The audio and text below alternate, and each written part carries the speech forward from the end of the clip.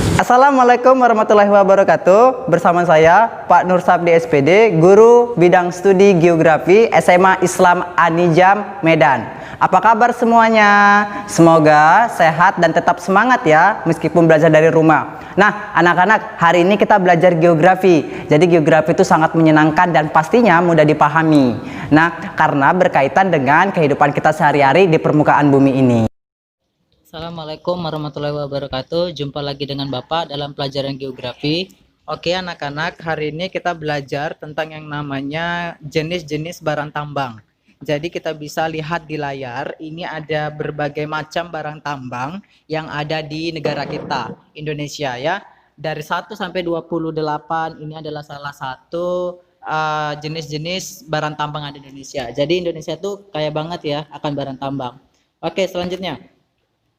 Nah, ini ada manfaat barang tambang. Jadi, ada beberapa barang tambang itu yang kegunaannya itu sangat luar biasa ya dalam kehidupan kita. Contohnya minyak bumi. Minyak bumi itu bisa digunakan sebagai energi, sebagai aftur, bahan bakar pesawat, bensin, parafin untuk lilin, dan aspal juga ya. Jadi luar biasa kebanyakan Indonesia. Jadi minyak bumi ini banyak di Kalimantan. Selanjutnya ada gas alam. Jadi gas alam ini biasanya dipergunakan untuk bahan bakar LPG. Jadi kalau pamannya kita gas beli di gede gitu kan, itu adalah salah satu bentuk hasil dari gas alam. Oke, selanjutnya ada batu bara. Batu bara ini bahan bakar pabrik besi baja, pembangkit tenaga listrik dan bahan mentah cat. Itu kegunaan dari batu bara ya. Kaolin ini biasanya digunakan untuk keramik dan bahan pasta gigi. Batu gamping ini biasanya untuk semen, pasir kuarsa itu untuk industri, gelas juga, pasir besi juga untuk logam, timah itu untuk mencegah karatan ya, besi, bauksit itu campuran aluminium, dan nikel itu untuk industri baja. Jadi itu ada salah satu manfaat dari manfaat barang tambang. Nah, jadi minyak bumi. Minyak bumi ini adalah salah satu barang tambang yang diakibatkan oleh adanya pembusukan mikroorganisme tumbuh-tumbuhan di hewan pada jutaan tahun yang lalu ya. Jadi dia berbentuk karbon. Jadi minyak bumi ini banyak digunakan sebagai bahan bakar di Indonesia ya. Untuk di Indonesia sendiri itu paling banyak di Kalimantan. Pulau Kalimantan banyak sekali minyak bumi ya. Nah, yang kedua itu ada batu bara. Batu bara ini adalah salah satu bahan tambang yang banyak juga di Kalimantan. Biasanya ini berasal dari sisa-sisa tumbuhan. Jadi tadi minyak bumi itu hewannya, kalau tumbuhannya itu nanti jadi batu bara. Kalau hewannya jadi minyak bumi ya. Jadi ini termasuk ke dalam unsur-unsur pembentuknya ada karbon, hidrogen, dan oksigen. Jadi batu bara ini nanti berbentuk padat. Nanti seperti apa? Kalau tadi minyak bumi itu berbentuk cair ya. Jadi bisa mengakibatkan yang namanya minyak bumi. Nanti ada juga yang berbentuk gas. Jadi itu nanti gas alam ya. Jadi batu bara ini biasanya untuk energi ya.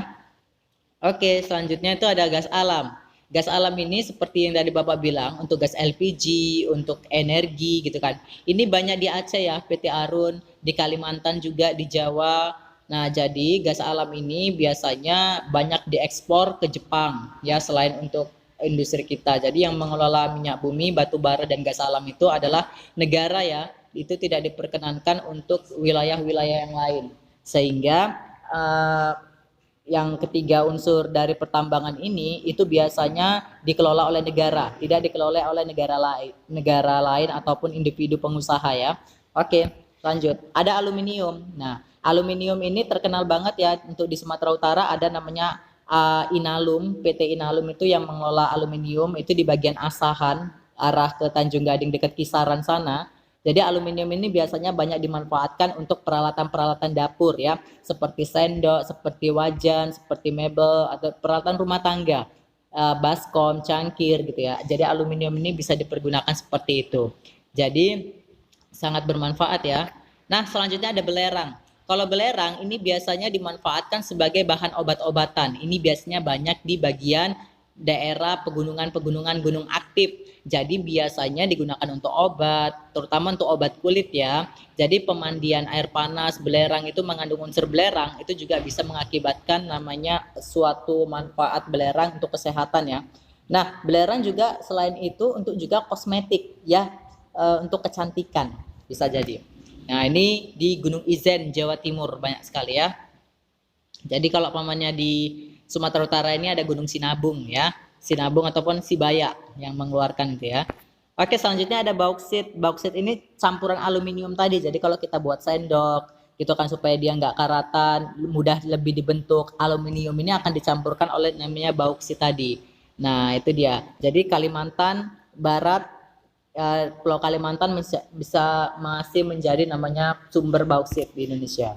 Nah, selanjutnya itu ada asbes. Asbes itu adalah salah satu jenis barang tambang yang biasa digunakan untuk di ruang-ruang kelas ataupun di rumah gitu ya. Jadi ini banyaknya di Jawa Barat, di Maluku dan di Papua. Ini banyak asbes. Untuk pembangunan khususnya rumah-rumah di Indonesia banyak menggunakan asbes ya, seperti itu. Nah, selanjutnya marmer. Marmer ini adalah sejenis batuan yang dianya memiliki nilai jual yang tinggi. Marmer ini biasanya banyak digunakan untuk keramik ya, keramik ataupun kalau pamannya kalian ke bank itu di bagian meja teller itu seperti kayak macam batu yang indah gitu kan. Nah, itu adalah marmer ya, anak-anak. Nah, selanjutnya pasir kuarsa. Jadi pasir kuarsa ini biasanya banyak di Jawa dan di Sulawesi ya. Jadi kita itu banyaknya Indonesia itu pasir kuarsa banyak digunakan untuk kegiatan industri pertambangan ya, seperti semen ya, untuk kegiatan industri, pembangunan rumah, itu pasir kuarsa ya. Nah, ada wolfram. Selanjutnya bagi kalian yang pecinta karaoke gitu kan. Nah, itu kan ada seperti kayak macam dinding kebas suaranya itu. Nah, itu terbuat dari wolfram.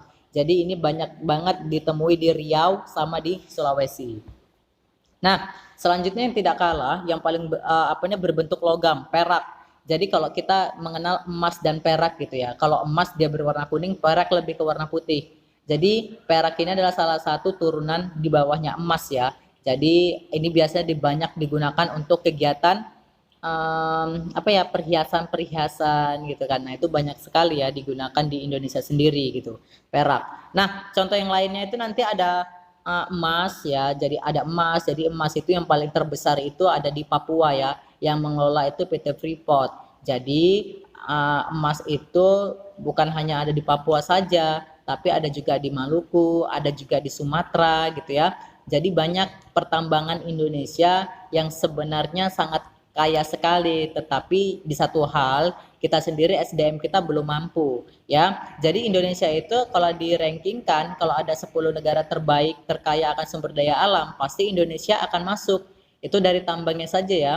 Jadi pertambangan yang saat ini kita kelola itu biasanya dikelola oleh Pertamina, Pertambangan Indonesia ya. Jadi minyak yang seperti di SPBU, gas alam yang saat ini kita beli untuk masak atau segala macam, batu bara ya kan. Nah, itu dikelola oleh Pertamina, ataupun barang-barang tambang yang lainnya itu juga Pertamina ya. Jadi begitu luar biasa kekayaan alam Indonesia ya. Jadi kalau tidak dimanfaatkan untuk kemakmuran rakyat ya kan, maka kekayaan kita akan sia-sia saja, seperti itu. Jadi beruntunglah Ananda terlahir di negara Indonesia yang banyak sekali tambangnya ya. Jadi belum tentu negara lain itu juga memiliki pertambangan yang sekaya Indonesia. Oke, wassalamualaikum warahmatullahi wabarakatuh. Demikianlah pembahasan topik kita untuk kali ini. Semoga kedepannya tetap semangat lagi meskipun belajar dari rumah. Sampai jumpa di topik pembelajaran selanjutnya. Oke, assalamualaikum warahmatullahi wabarakatuh. Sekianlah pembelajaran kita hari ini. Sampai jumpa di video pembelajaran selanjutnya. Jangan lupa untuk like, comment, and share. SMA Islam Anijam, unggul, cerdas, Islami. Assalamualaikum warahmatullahi wabarakatuh.